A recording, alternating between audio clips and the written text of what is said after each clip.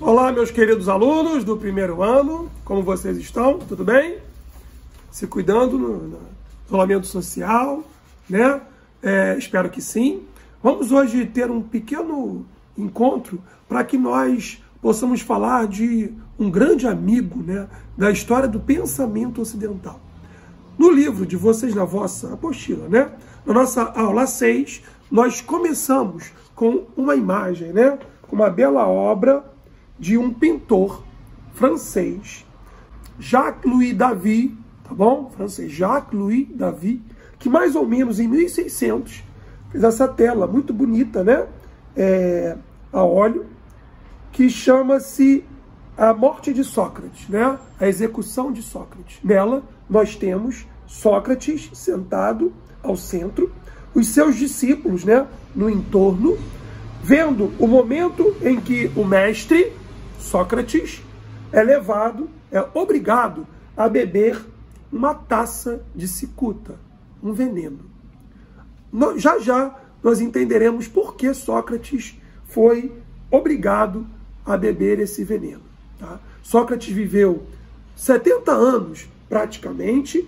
Ele nasceu em 469, mais ou menos, antes de Cristo, e vai morrer em 399 a.C. Sócrates não era um homem rico, tampouco era um homem muito bonito, tá bom? Porém, ele era um homem amado, no sentido grego, né, do termo, com um pouco mais de profundidade, amado pelos seus. As pessoas tinham prazer, queriam estar com Sócrates, sendo elas mais ricas ou não, porque você não perderia tempo com Sócrates. Ele andava pelas ruas de Atenas, claro que ele era ateniense, com as pessoas, com os seus discípulos, o seguindo pelas ruas, e aí ele ia discutindo questões simples do cotidiano, do dia a dia. Mas nessa simplicidade, ele entrava na profundidade das questões. Sócrates falou sobre o belo, falou sobre o bem, falou sobre a amizade, falou da virtude, mas Sócrates não escreveu nada. Quem torna a vida de Sócrates um documento escrito para nós são outros autores. O principal deles era o seu principal discípulo, que um dia, na ágora, na praça, conheceu Sócrates falando a comunidade. Ficou encantado e virou seu seguidor, que era Platão. Platão, sim, é quem vai escrever, vai fazer de Sócrates o seu principal personagem na história da filosofia, tá bom? Esse aqui é o livro Mênon, tá, de Platão, onde Sócrates, com Mênon, vai discutir, por exemplo, o que é a virtude. E é claro que sempre Sócrates vai querer buscar uma definição unívoca, uma definição mais categórica do que seria, por exemplo, a virtude. Tive aqui na obra Mênon. E aí, qual era o método que Sócrates usava para poder mostrar e defender seus argumentos? Ele usava o diálogo. Logos tem a ver com palavra, com discurso, com razão. Era através do logos, era através da palavra que Sócrates ia construindo seus argumentos com aqueles que conviviam com ele. Então, Sócrates tinha uma família, como a gente já viu, relativamente simples. Seu pai era um homem simples, mas reputado naquela sociedade ateniense, sua mãe também. E a mãe de Sócrates aqui nos chama a atenção. Ela era parteira. Ela fazia com que as mulheres dessem à luz, fazia com que os bebês chegassem ao mundo. E isso tem a ver com o método. O método é o caminho pelo qual, né, Sócrates vai construir o seu conhecimento. Né? E o caminho de Sócrates é simplesmente o caminho da maiêutica. Para Sócrates, existe algo de conhecimento dentro daquele que com ele está conversando, né, do seu interlocutor. E é através desse diálogo que ele vai tentar tirar de dentro de ti esse conhecimento que existe, tal como fazia sua mãe, que fazia com que as crianças chegassem ao mundo. Então, Sócrates, ele é como uma parteira, só que ele é um parteiro de ideias. Ele quer tirar de nós as nossas ideias. Ele quer fazer com que nós pensemos, que nós saiamos do senso comum. Então, Sócrates, que era um homem, um cidadão ativo em Atenas, lutou na Guerra do Peloponeso, participou da bulé, da Assembleia dos 500 em Atenas, ia para a Assembleia, sempre como protagonista das ações dentro da ágora, do espaço em que os gregos discutiam política. Então, ele era um homem respeitado. Porém, quando veio a época das crises, sobretudo depois do final da Guerra do Peloponeso, em 404 a.C., Sócrates também passou a incomodar. Sócrates virou um incômodo, porque pessoas que questionam incomodam. E o Sócrates era questionador.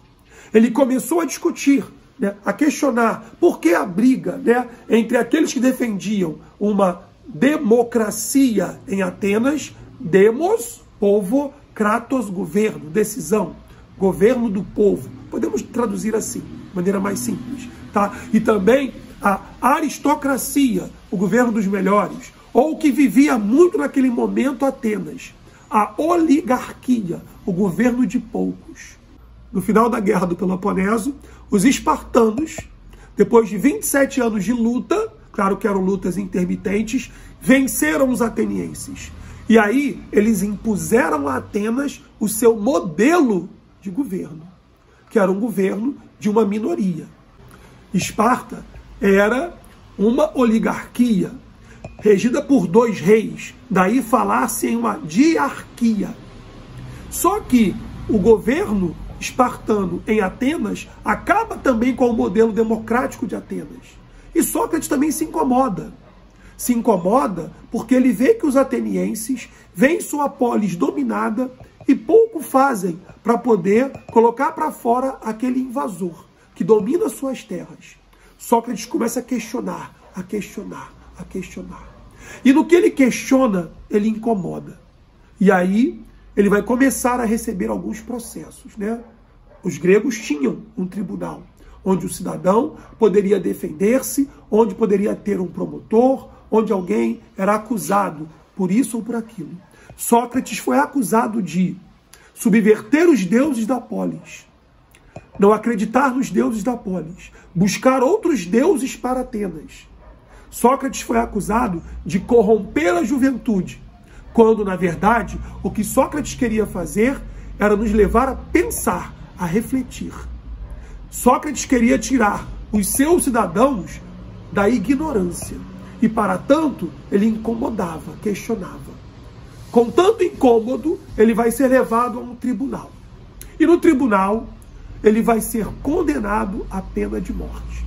Sócrates poderia perfeitamente fugir, mas não o fez. Porque ele entendeu o seguinte: se a democracia ateniense entendeu que eu deveria pagar com a vida os meus pensamentos, é melhor eu pagar com a vida.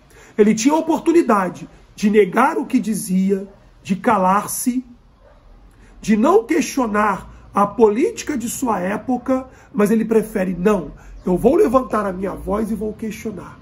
Porque o que vale uma vida em que eu não posso sequer questionar? É uma vida que não vale ser vivida. A filosofia é isso, ela é o questionamento. Por isso que muitas vezes a filosofia incomoda. Mas a filosofia fica, porque o bom pensamento nunca morre. E Sócrates vai nos legar um bom pensamento. É por isso que ele é condenado à pena de morte, ele vai beber a cicuta que lhe foi imposta, mas ele entra para a história. Entra para a história como um homem que buscava fazer o melhor para a sua polis, como um homem que buscava levar o conhecimento, como um homem que não se vendia e que não vendia suas ideias, e que queria fazer com que os jovens pensassem, como vocês, que pensassem por si mesmos, mas com uma orientação racional, com um bom encaminhamento, com um bom pensamento, fugindo das puras e simples opiniões. Porque Sócrates não se encanta com as opiniões, porque uma opinião, se ela não é bem fundamentada, ela não tem sentido. Então a filosofia para Sócrates tem que nos dar sentido, tem que dar sentido às nossas vidas. E é por isso que Sócrates também entra para a história, né? O bom pensamento, o pensamento bem pensado, nunca morre. E hoje nós temos mais de 2.500 anos, né?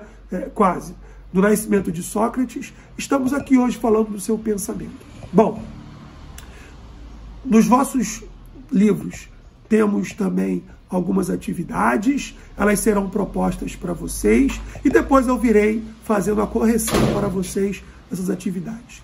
Boa semana a todos, tá bom? Paz e bem, cuidem da saúde e até a próxima, tá? Um abraço.